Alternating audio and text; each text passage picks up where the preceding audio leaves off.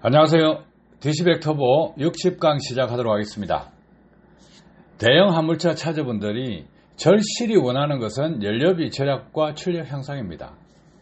특히나 가벼운 짐이 아닌 중량을 적지 않은 25톤 차량의 경우 연비에 상당히 목말라하고 있습니다. 자, 그래서 현대 블루헨저 상용차 정비공장에서 견인 차량 액션터 540마력, 차체 중량 25톤, 피견인차 차량 무게 포함해서 최고 중량은 70톤 차량에 디시백 터보를 장착했습니다. 장착 전에 기존에 달려있던 와류기 왼쪽 사진과 같이 장착되어 있었는데 제거를 했습니다. 부득이하게 디페퍼 전단에 달려있는 와류기는 제거하지 못했습니다. 흡기만 장착해서 테스트를 했기 때문입니다. 자, 디시백 터보는 역류 에너지를 다시 활용해서 과급시키는 에너지로 활용한다고 했습니다.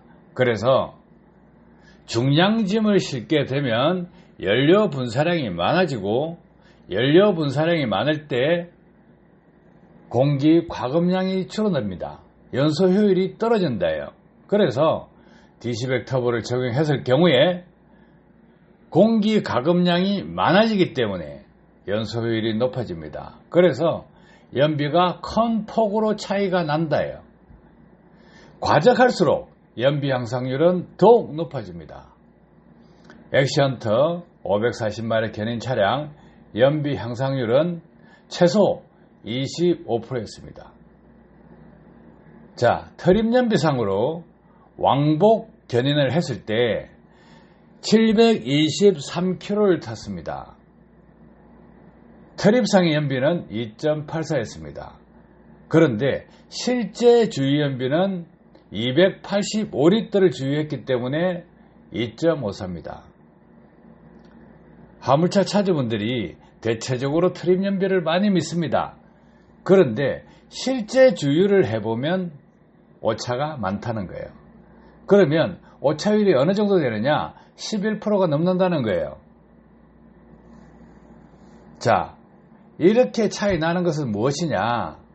가벼운 짐, 중량짐 차이 많이 납니다. 중량짐에서 특히나 많이 차이 납니다. 다 이유가 있죠.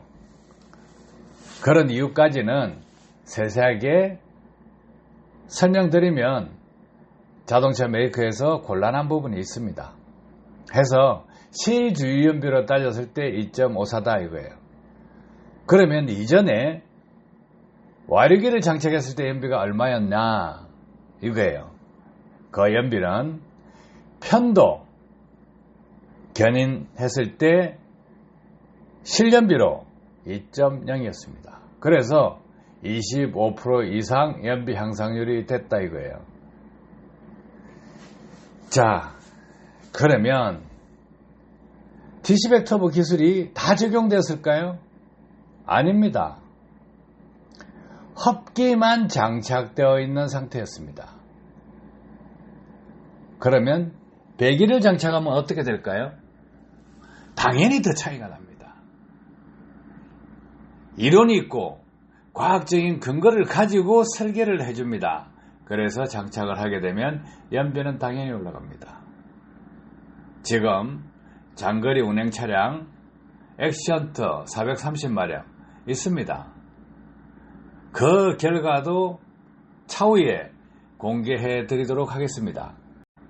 이전에 흡기만 장착하고 테스트를 했습니다.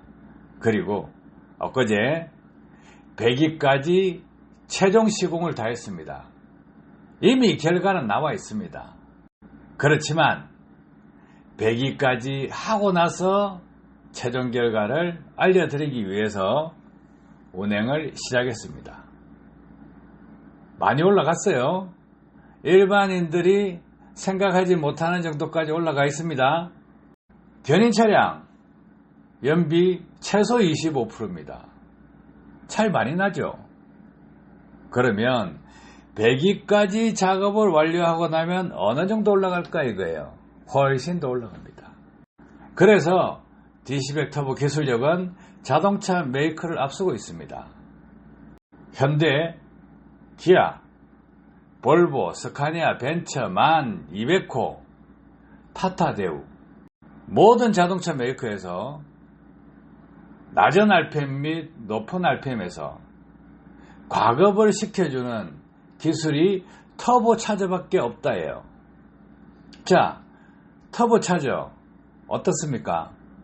터보차저는 1000rpm 밑에서 과급을 시켜줄 수 있는 에너지원이 부족합니다. 배기가스로 터빈을 돌려서 흡입공기를 빨아당기는 터보차저로는 부족한 부분이 많다예요. 자, 배기가스 속도가 빠르지 않으면 고속에서도 터빈 속도가 느리기 때문에 과급량이 줄어듭니다. 그런데 엔진 자체적으로 낭비되고 소모되고 엔진에 부작용을 주고 있는 역류 에너지, 이 역류 에너지를 활용하는 기술이 DC100 터보입니다. DC100 터보를 장착하게 되면 초기 장착 시 연비가 조금씩 더 올라갑니다. 왜 올라갈까요? 그 올라가는 이유는 스로틀 바디 뿐만이 아니고 연소실 내부, 배기관 내부 이 부분에 엉착되어 있는 카본이 제거되기 시작합니다. 타면 탈수록 부드러워집니다. 그래서 출력이 또 올라갑니다. 장착한 첫날보다 하루하루 지나면서 엔진 상태가 더 좋아진다. 자, 이런 조건이라 그러면 어떻게 될까요? 중량짐을 싣고 과적을 하고 20톤, 30톤, 40톤, 50톤, 60톤 실는 차도 있을 것입니다. 그 차들은 연료 분사량이 많은 조건이 됩니다. 하지만 공기량이 부족해지기 때문에 결국은 불안전 요소가 됩니다. 연비가 많이 떨어집니다. 큰 폭으로 떨어지죠. 그런데 과급을 시켜주면 연비가 더 많이 개선될 수 있다 이거예요. 그래서 중량적재 과적한다 하시면 엔진도 보호하고 엔진 내부의 카본 슬러지 엉착된 부분도 제거를 하고 연소 효율도 높이게 되면 엔진도 오래 사용하고 고장도 적게 나고 연료비도 아낄 수 있다 이거예요. 이런 자료들이 하나씩 공개될 것입니다. 말로 100대, 1000대, 만대 달았다 중요한 거 아니에요. 과거에 연비운전 교육을 시키는 장비를 개발해서 승용차, 화물차, 버스 연비를 향상시킬 때 한 대라도 실패하지 않기 위해서 최선을 다해서 밤잠을 자지 않고 교육을 시켰습니다. 그 결과 실패한 사례가 없었습니다. 이번에도 마찬가지입니다. 이 부분은 강제로 절약하는 부분입니다. 장착만 하고 운전을 지 맘대로 해도 절약할 수 있는 기술입니다. 그런데 화물차 25톤 정도 타시면 지 마음대로 타라 한다고 타겠습니까? 기본적으로 연비운전을 하고 있다는 거예요. 그런데 엔진 성능이 받쳐주지 않아서 연료를 낭비하고 있다. 그러면 엔진 성능을 받쳐주면 어떻게 되겠느냐? 당연히 연료 절감 돼버립니다. 안 할 수가 없어요.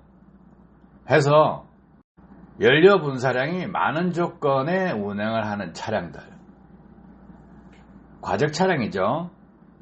최소한 정량짐을 실는 그 이상을 싣고 다니는 차량들, 그 차량에서는 효과가 반드시 나올 수밖에 없습니다. 우리가 매핑을 한다 하면 연료 분사량을 늘려서 출력을 향상시킵니다. 그런데 그렇게 출력을 향상시켰을 때 왜 연비 향상이 되느냐? 그 부분은 고단기아에서 저단으로 빠지는 것이 조금 줄어들기 때문에 기압에 따른 연비가 향상됩니다. 하지만 평기를 주행한다 하면 도움 안 돼요. 자, 평길이든 오르막길이든 도움을 받기 위해서는 흡입 공기량을 과급을 시켜줘야 됩니다. 그런데 배기가스가 나오는 배기가스 용량은 정해져가 있고 속도도 정해져가 있습니다. 그런데 터빈을 돌린다고 해서 임펠러가 더 많이 돌아가느냐? 아니에요. 똑같이 돌아갑니다. 똑같이 돌아가기 때문에 과급시킬 수 있는 조건이 불리해집니다. 해서 차량 자체에서 엔진 자체에서 낭비되고 있는 역류 에너지를 재활용해서 과급시키는 에너지로 활용한다. 이 부분이 DC100 터보 기술력입니다. 그래서 1000rpm 밑에서 변속을 싹 다 하더라도 엔진 떨림없이 밀고 나가게끔 하는 것이 DC100 터보입니다. 자, 공차든 중량이든 25톤짜리 차 기준으로 봤을 때 공차 상태에서 12단짜리 스타트와 동시에 1000rpm 밑에서 2단씩 변속에도 차고 나갑니다. 중량짐을 실었다. 그러면 1000rpm 밑에서 1단 변속을 하면서 기압비를 적용해주면 부드럽게 차고 나갑니다. 왜 차고 나갈까? 터보 성능이 나오는 것은 대체적으로 1000rpm 이상에서 나옵니다.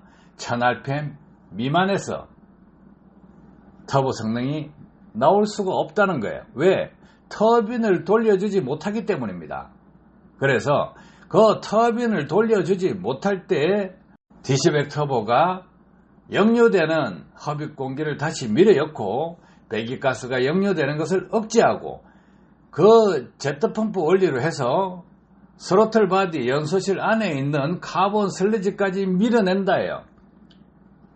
그래서 엔진이 깨끗해집니다. 자, 그 다음에 또 있습니다. 디페프 안에 카본이 엉착대가 있습니다. 그리고 많이 막혀가 있죠.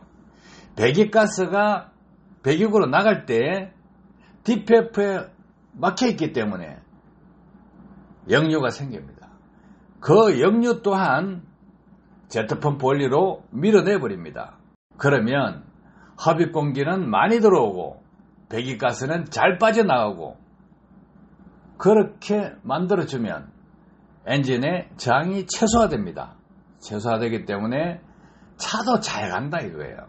그럼 운전자가 편하겠죠.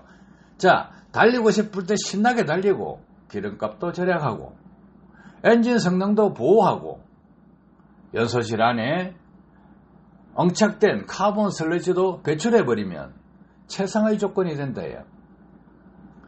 그래서 25톤 차량, 중량을 적지 않은 차량은 도전 안 하면, 장착 안 하면 바보라는 겁니다. 아셨죠? 도움 되셨기를 바랍니다. 감사합니다.